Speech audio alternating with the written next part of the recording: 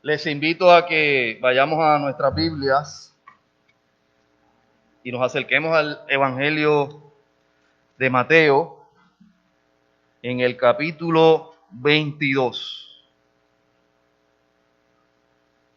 Mateo, capítulo 22, vamos a estar leyendo los versos del 34 al 40.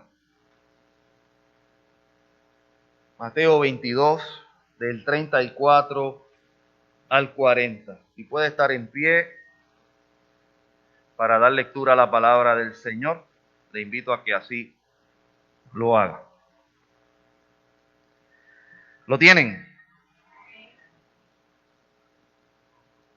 Dice así la palabra del Señor. Entonces, los fariseos, oyendo que había hecho callar a los saduceos, se juntaron a una. Y uno de ellos, intérprete de la ley, preguntó por tentarle diciendo: Maestro, ¿cuál es el gran mandamiento en la ley? Jesús le dijo: amarás al Señor tu Dios con todo tu corazón y con toda tu alma y con toda tu mente. Este es el primero y grande mandamiento. Y el segundo es semejante: amarás a tu prójimo como a ti mismo. De estos dos mandamientos depende toda la ley y los profetas. Señor, bendice tu palabra en nuestros corazones, en Cristo Jesús. Amén. Pueden sentarse. Los saduceos se consideraban una línea sacerdotal o la línea sacerdotal legítima en Israel. Su nombre venía del sumo sacerdote Sadoc, que fue un fiel sacerdote a David y al rey Salomón en los tiempos antiguos. Se cree que este grupo de los saduceos, y hablo un poquito de ellos para, ¿verdad?, tener una idea, se organiza formalmente como clase para el año 135 antes de Cristo, aunque hay algunos que afirman que el grupo ya anteriormente se había organizado. Y como les dije, se veían a sí mismos como la clase sacerdotal legítima en Israel. Por eso adquirieron el nombre para recordar a un importante sacerdote de David y de Salomón. Y ahí de ese nombre viene, ¿verdad?, el nombre de ellos, para afirmar la importancia que tenían. Y mientras estuvieron como grupo, tuvieron mucho poder en el templo y en el Sanedrín, a tal punto que el sumo sacerdote durante ese tiempo fue principalmente, o casi en casi todos los momentos, de los saduceos. Eran muy apegados al Pentateuco este grupo, a los primeros 5 libros de la Biblia, de la escritura hebrea, y tanto la nuestra como hoy. No eran muy afines con los profetas, no eran muy aquel con los profetas. Nosotros hoy leemos la Biblia y leemos la escritura de Génesis, Apocalipsis, y para nosotros toda la escritura tiene validez, y así es, pero anteriormente no necesariamente fue así. Para el tiempo de Jesús, los saduceos se enfocaban principalmente en los primeros 5 libros de la Biblia y miraban a los profetas con sospecha. ¿Por qué? Tenía su razón de ser eso. Su razón de ser era primordialmente porque los profetas, cuando tenían que denunciar al poder imperial o denunciar a la cúpula religiosa, lo hacían. Uno de los profetas que tenemos en la escritura fueron muy vocales en denunciar lo que ocurría en el liderato religioso y en medio del pueblo de Dios, y también en medio del imperio. Así que el problema era que los saduceos eran muy afines al poder imperial y al poder de los gobiernos de aquel tiempo, y en algunos momentos entraban en alianzas y en conversaciones y se ¿verdad?, lograban algún tipo de afinidad con un grupo en el gobierno, con algunos sectores o para adelantar sus causas. Y en ese sentido, pues cualquiera que hablara en contra de las alianzas que ellos hacían, tenía problemas con ellos. Creían en la fidelidad a Dios, pero al Dios de sus padres, al Dios de la alianza, y en alguna medida estaban muy apegados a las tradiciones de Israel. Este fue el grupo al que Jesús le cayó la boca según ese pasaje. Pero en esta ocasión son los fariseos los que lanzan la pregunta a Jesús. Y de los fariseos hemos oído hablar bastante, pero voy a presentar unas aseveraciones para compararlos con los saduceos. Los fariseos pensaban que Dios era el creador de todo. Para los saduceos, nosotros, los seres humanos, creábamos nuestras circunstancias. En ese sentido había diferencia. Los saduceos provenían de la aristocracia judía, estaban un poquito más acomodados económicamente. Los fariseos eran más de clase media. A diferencia de los fariseos, los saduceos no creían en la llegada de un Mesías. Los fariseos sí creían en la llegada del Mesías, lo que pasa es que no veían en Jesús a ese Mesías, ¿no? Los saduceos eran miembros del Sanedrín, esa cúpula de ancianos que interpretaba la ley y pasaba juicio conforme a ella. Los fariseos eran más maestros de la ley, eran más rabinos, eran los que enseñaban la palabra, especialmente en la sinagoga. Los fariseos no se querían sentar con el gobierno de aquellos tiempos de ninguna manera. Los saduceos creían en ese, ¿verdad? Participaban de ese beneficio político, económico y fomentaban la relación política. Por eso es que cuando un profeta atacaba al gobierno, los saduceos los miraban con recelo.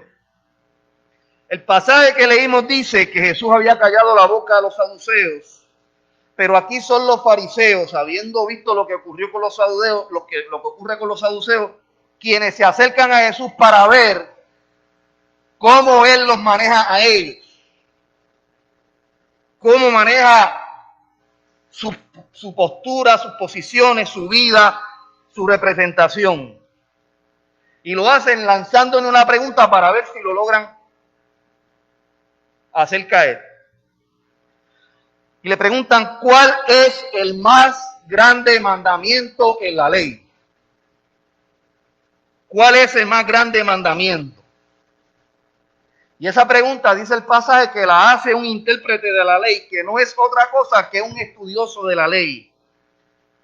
Y los estudiosos de la ley, una de las tareas que realizaban principalmente era ordenar las leyes y poner primero las más importantes y luego las menos importantes. Así que un especialista en ordenar la ley fue quien le hizo la pregunta a Jesús. Se dice que en el ordenamiento que habían hecho los fariseos habían casi 613 leyes que se tenían que cumplir como parte del pueblo que adoraba a Dios en aquellos tiempos.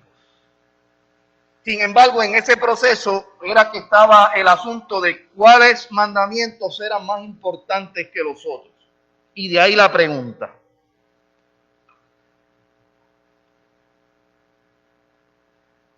Hay que decir que estaban viendo a ver dónde Jesús se colocaba, para ver si la expresión de Jesús estaba a tono y acorde con ellos. De más está decirle que ya Jesús había hecho unos cuantos milagros que de alguna manera, por decirlo en alguna forma en que la entendamos, había dado al traste con el orden que ellos habían establecido en las leyes. Así que la pregunta venía con una intención, ver dónde estaba ese Jesús parado. ¿Cuál es el mandamiento más grande de Jesús? Y Jesús le contesta, ¿qué les contesta? Amarás a Dios con todo tu corazón, con toda tu ¿qué? Tu alma y con toda tu mente. Ese es el más grande mandamiento. Perfecto. Ellos también pensaban eso. No hay problema. Jesús chócala, dame 5. Estamos en el mismo bando. Sigue por ahí, nosotros seguimos por acá. Somos del mismo grupo. No hay problema. Ve, muchachos. Él está con nosotros. Ese no fue el problema. Si la cosa se hubiese quedado ahí, santo y bueno, como dicen en valenciano, con el mango. Pero no quedó ahí. Jesús va más allá. Jesús responde algo que no le preguntan. Porque tiene intención en que en la contestación se entienda dónde está Él. Porque a Jesús o lo empuja el amor o Él empuja el amor. Pero Él tiene que hablar del amor a toda capacidad.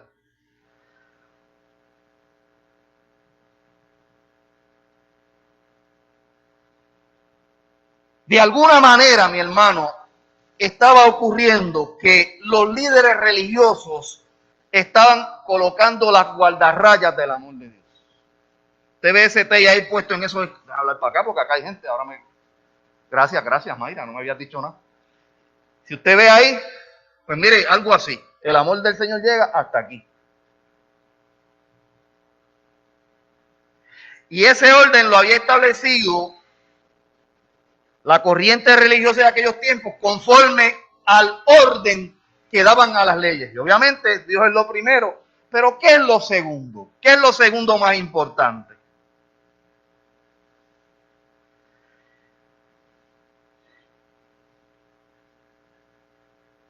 Jesús fue más allá y le dijo también cuál era el segundo mandamiento.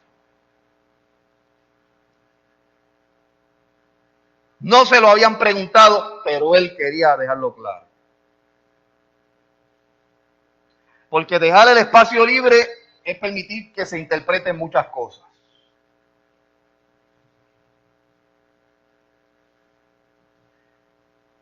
El segundo mandamiento de Jesús, en orden para él, fue: y amarás a tu prójimo como a qué, como a ti mismo. O sea, al prójimo también hay que amarlo con todo el corazón, con todo el alma y con toda la mente, ¿o no? Amarás a Dios con todo tu corazón, con toda tu alma y con toda tu mente, y al prójimo como a ti mismo. Y usted no se ama con todo su corazón y con toda su alma y con toda su mente. Yo igual a veces veo gente dándose besitos y dice: yo me amo mucho. ¿Usted ha visto a esa gente? Estoy preciosa hoy o precioso. Y se aman. Y porque nos amamos con intensidad, con el alma, con la mente, con el espíritu, como amamos a Dios. Eso no está mal. El detalle es que para Jesús, al prójimo hay que amarlo. ¿Cómo? De la misma manera.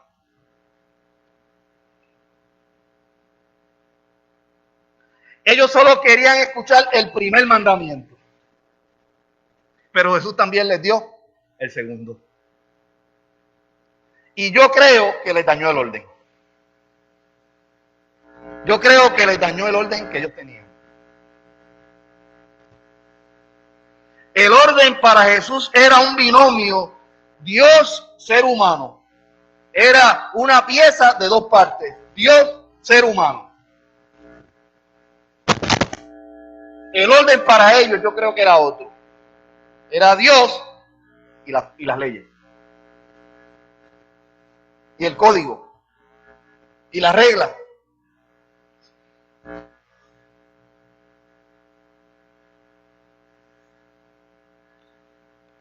Y Jesús como que dejó bien claro, primero Dios y el prójimo y después las demás cosas. No es que las demás cosas no se realizaran.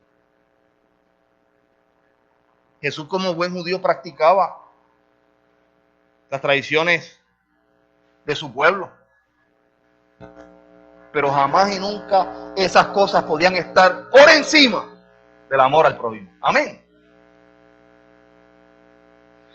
Y ese problema de fondo es el que subyace hoy. Y digo esto con mucho respeto. Hay quienes colocan en el mismo nivel el amor de Dios y las obligaciones religiosas. Y no, mi hermano. Jesús no lo colocó en ese orden. Dios y el prójimo. Y el prójimo es como decir el próximo. Eso va de la mano desde la óptica de Jesús. y ya Jesús lo había demostrado en su caminar. De eso él fue consciente todo el tiempo y lo podían acusar de eso, de que decía amar al prójimo y en sus acciones demostraba amar al prójimo.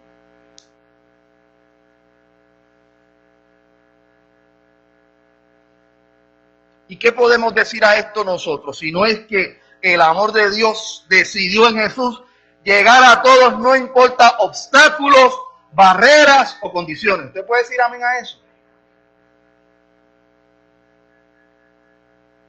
La gran pregunta es, ya los fariseos y los saduceos no están, ahora estamos nosotros. Nosotros tenemos nuestro orden o el orden nuestro es el orden de Jesús.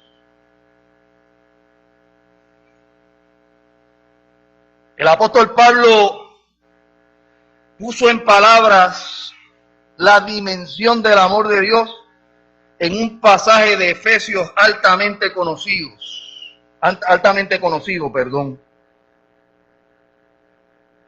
Lo que da a entender que Pablo también de alguna manera comprendió que las dimensiones del amor del Señor traspasan las nuestras.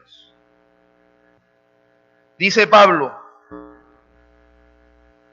por esta causa doblo mis rodillas ante el Padre de nuestro Señor Jesucristo, de quien toma nombre toda la familia en los cielos y en la tierra, para que os dé, conforme a las riquezas de su gloria, el ser fortalecidos con poder en el hombre interior por su Espíritu, para que habite Cristo por la fe en vuestros corazones, a fin de que arraigados y cimentados en amor, seáis plenamente capaces de comprender con todos los santos cuál sea la anchura, la longitud, la profundidad y la altura, y de conocer el amor de Cristo, que excede a todo conocimiento, para que seáis llenos de toda la plenitud de Dios. De atrás para adelante,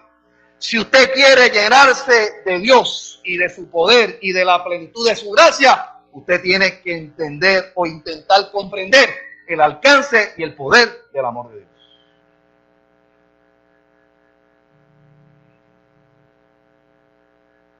Y mis hermanos, debemos orar también nosotros para que podamos en algo acercarnos a comprender las dimensiones, el tamaño del amor de Dios en Cristo Jesús. De paso, creo que no es posible que un creyente, una creyente que diga conocer a Jesús pueda dar otro orden a los mandamientos, que no sea el binomio Dios-prójimo. Y en este pasaje de Efesios, Pablo dice que eso tiene que ser comprendido con todos los santos, ¿sabe? Eso es con todos esos y esas que decimos ser los hijos de Dios, los seguidores de Jesús, sus discípulos. Así debió ser. Debió el pueblo de Dios y esas comunidades de creyentes comprender ese binomio, Dios y prójimo. Y mis hermanos, ¿es posible comprender el alcance de ese amor? Es posible. Esa capacidad es posible. En la comunidad de fe, la iglesia, el pueblo de Dios, los que tenemos, quienes tenemos la responsabilidad de enseñarle eso a nuestros hermanos, a los que forman parte de la iglesia. La iglesia tiene la responsabilidad de enseñar, educar, ayudar a la grey a conocer que el amor de Dios excede todo ¿qué? Todo conocimiento. Y cuando digo enseñarlo, no es pararse aquí a pregonarlo, es vivirlo en todas las dimensiones de la vida del pueblo de Dios.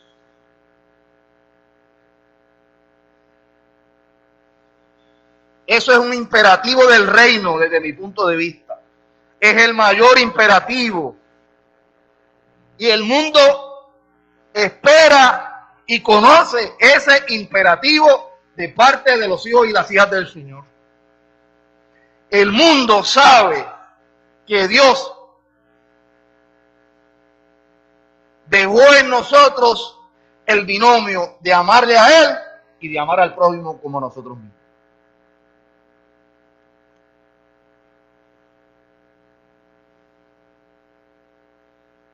Y usted se va a sorprender de lo que yo le digo, pero el mundo conoce el orden.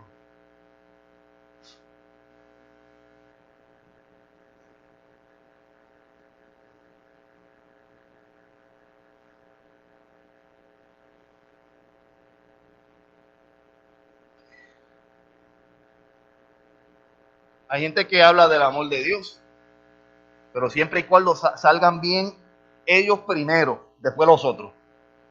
No, primero yo, después los otros.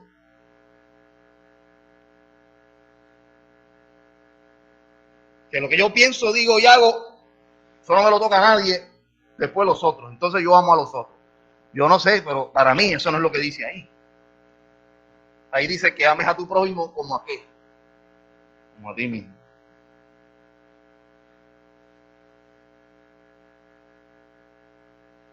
Por lo menos como a ti mismo. Si lo amas más, no creo que eso esté mal. Dios no espera que tú te dejes de amar.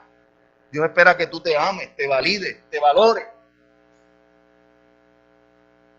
Pero que nunca tu amor esté por encima del amor a tu prójimo. Eso es difícil.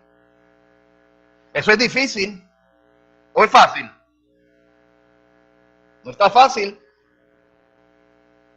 Pero esa es la exigencia y ese es el mandato. Eso es lo que dice ahí. ¿Cuál es el primer mandamiento, Jesús? Amarás a Dios con todo tu corazón, con toda tu alma y con toda tu mente. Y se quedaron ahí. Y Jesús le dijo, le voy a decir el segundo. Le quiero decir el segundo, ¿me permiten? Y a tu prójimo, como a ti mismo. Si ese es el primero y el segundo, todo lo demás, ¿viene qué? Después. No es que lo descarte.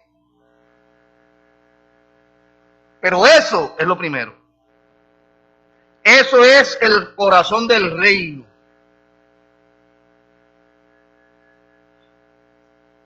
Y a veces no cedemos ni un poquito. Queremos controlar el amor de Dios. Y decidimos hasta dónde llega y hasta dónde no.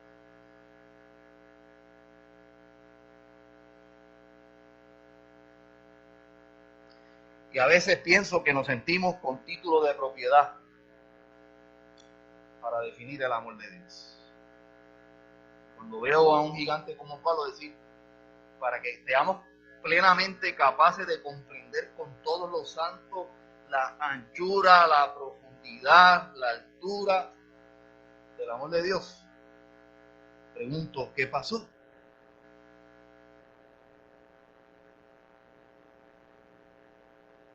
Mucha gente hoy necesita experimentar el amor de Dios.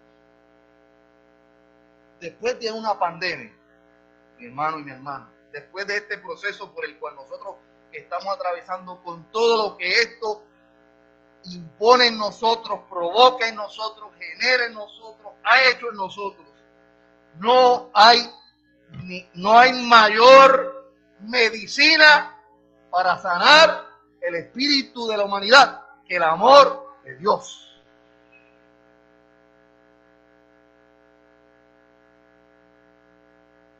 No hay mejor medicina después de una crisis personal, familiar o de país que experimentar la gracia sublime que nos regala el amor de Dios.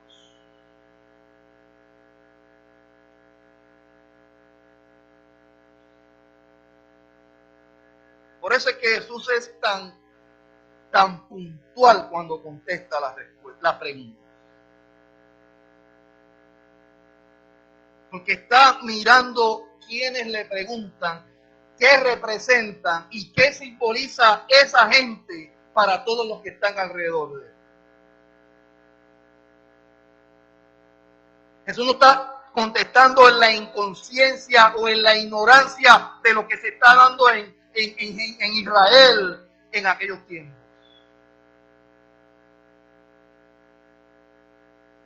Jesús me parece a mí que está plenamente consciente de que han querido encajonar el amor de Dios. Y de esos muchos y muchos que habían vivido en ese proceso de no sentirse alcanzados por el amor de Dios, muchos y muchas de esos, Él los había encontrado en el camino. Y les había tenido que dar la dosis del amor de Dios para que comprendieran cuán grande es.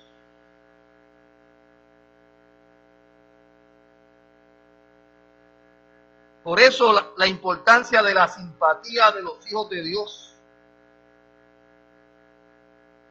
de los hijos y las hijas de Dios, sazonada de la presencia de Jesús con el mundo que nos rodea, para sanar el mundo y la vida de la gente que sufre. Detrás de la respuesta de Jesús no me parece que haya un ejercicio de escribir doctrina. Lo que me parece que está detrás de la respuesta de Jesús es la intención de que se construya un corazón en los creyentes, en aquellos que caminan con Dios, muy parecido a lo que el corazón de Dios es para todos nosotros. Casi con las mismas dimensiones y tamaños.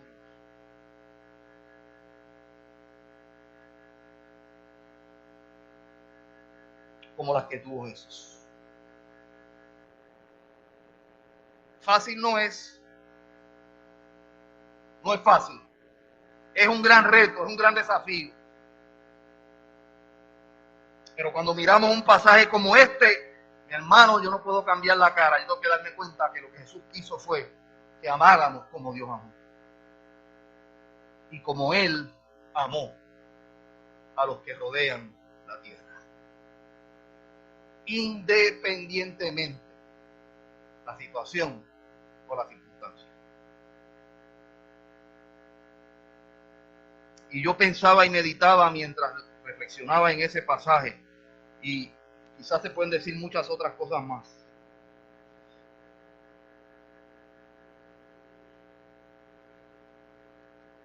El amor de Dios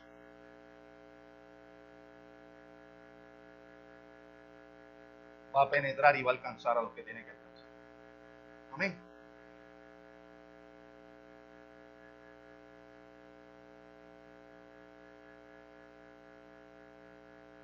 No lo detiene nada ni nadie. Pero el plan es, el diseño es que el pueblo de Él pueda participar y colaborar en hacer llegar el amor de Dios. Tal y como Él lo hizo. Con todo y lo difícil que es eso. Y el reto que representa para todos nosotros.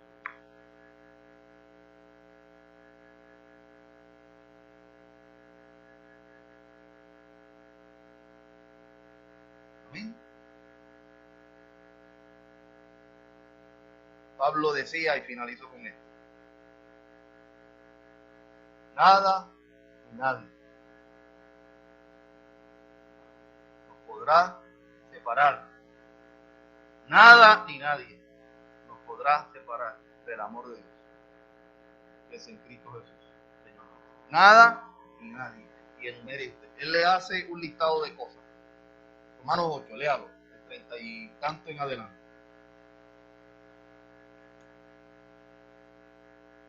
Nada ni nadie. Ni aún la misma muerte.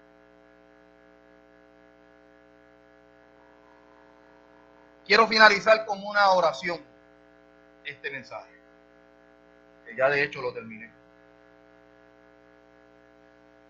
Por aquellos que sienten que Dios no los ama.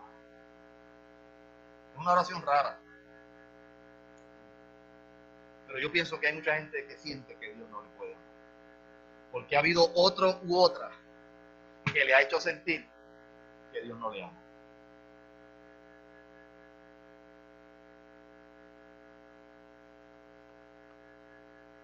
Pues yo quiero orar por los que pueden sentir que Dios no les ama,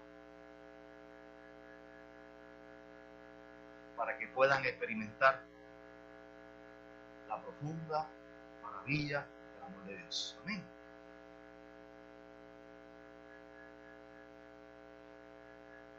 Pero quiero orar para que el Señor nos use a nosotros como instrumento. Bueno, más que nos use, no quiero usar esa palabra. Nosotros no somos aparatos de Dios, somos siervos del Señor. Es más, no somos siervos del Señor, somos amigos de Dios. Porque el siervo no sabe lo que hace su amo, pero el amigo sabe lo que hace su amigo. Usted y yo sabemos lo que quiere hacer el Señor. Amén. De manera que nuestra participación en el proyecto de Dios de enviar su amor al mundo es una participación plenamente consciente, sin coacción ni obligación. Es producto de que nos nace el Espíritu de Dios en el corazón. Amén. Pero también quiero orar, porque quizás en este tiempo de pandemia, por todas las situaciones que hemos vivido y hemos experimentado, tenemos la necesidad particular, personal, de volver a sentir resurgir, ese amor de Dios en nuestro corazón. Amén. De sentir esa caricia y ese abrazo del Señor. Veo a mucha gente triste, deprimida, abrumada.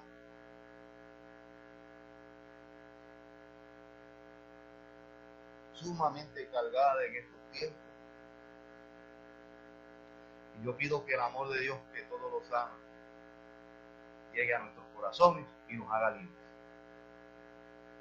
para mirar con esperanza los días que tenemos por delante. Amén. Así que yo les invito a estar en pie, hermano. Y sea usted ese o esa que necesita, en medio de su situación, de su lucha de hoy, de su batalla de hoy, de su proyecto de hoy, sea usted ese y esa que necesita el amor de Dios, o sea ese y esa que está preocupado porque otro pueda experimentar esa gracia sublime del amor de Dios. Yo le invito a que ore conmigo para cerrar este momento. Oramos. Amén. Ore con fe. Ore porque el Señor está aquí. Está con nosotros. Amén. Está con sus hijos y está con sus hijos. De manera que si al medio nuestro hay alguien atribulado, acongojado, cargado, preocupado, angustiado, vengas tú, Señor, a su corazón y les hagas sentir paz. Vengas tú, Señor, a su vida y le hagas sentir y saber que no te has olvidado de él y de ella. Vengas tú, Señor, a su mente y les hagas sentir y les hagas saber que le sigues amando como siempre le amas. Que no importa lo que haya ocurrido, lo que haya enfrentado, lo que haya venido, lo que haya hecho, tú nos sigues amando. Yo te pido, Señor, que nos hagamos partícipes del proyecto de amar en el nombre tuyo. A los que están cerca de nosotros, que a lo mejor han sido golpeados y sienten que no hay amor que cambie su corazón. Señor, tú eres capaz de cambiar el corazón de piedra por uno de carne, dice la Escritura. Y es ese amor tuyo maravilloso el que es capaz de hacer esa tarea en la vida de tus hijos y de tus hijas. Si en medio de este lugar hubiese alguno que perdió esa experiencia de sentir el amor tuyo y de comprender cuánto tú nos amas, yo te pido, Señor, que tú toques su corazón en esta hora. Y le diga, Señor, con palabras mucho más hermosas que las que cualquiera de nosotros pueda decir: hijo mío, hija mía, yo te amo. Y para mí, tú eres importante. Y no te voy a abandonar. Eso no lo dice el pastor. Eso lo dice tu escritura y tu palabra por las cuatro esquinas. Eso lo han dicho hombres y mujeres a lo largo de la historia, de haber conocido el amor más sublime que en tiempos de prueba, de desierto, de cueva, de lodo, les ha alcanzado. Y nosotros que estamos aquí, testigos tuyos, piedras vivientes, esa nube de testigos, decimos, a mí también me alcanzó el amor de Dios. Yo te pido, Padre bueno, Dios de amor y de misericordia, que si alguno de mis hermanos en tu casa, en el templo hoy, se siente no amado o no amada, que tú le hagas saber cuánto tú le amaste. Al punto que estuviste dispuesto a enviar a tu Hijo, tu santo y único Hijo, para que muriera por nosotros. Y se acercara a nosotros con una esperanza nueva. Y nos extendiera las manos y nos dijera, si estás cargado, cansado, atribulado, ven que yo te haré descansar. Señor, te pido eso en el nombre de Jesús. Y que seamos capaces de comprender con todos los santos de la tierra, las santas, o sea, los que se han separado para ti, la anchura, el largo, la altura, la profundidad de tu amor, que excede todo conocimiento. Quizás no lo podemos explicar en palabras, pero tu Espíritu lo sabe revelar a sus hijos y a sus hijas. Y en el examen de nuestro camino nos damos cuenta que tu amor ha sido demasiado grande para con nosotros. Que nadie ni nada, que nadie en esta hora, en este tiempo, en esta tarde, pueda sentir que no le alcanza el amor de Dios. Y que nosotros entendamos dentro de esta realidad que somos partícipes de hacerle saber a la gente que tú nos amas por encima de todas las cosas. Bendice esta palabra en el corazón de tu pueblo. En Cristo Jesús. Amén, amén, amén. Dios te bendiga, mi amado hermano. Pueden sentar.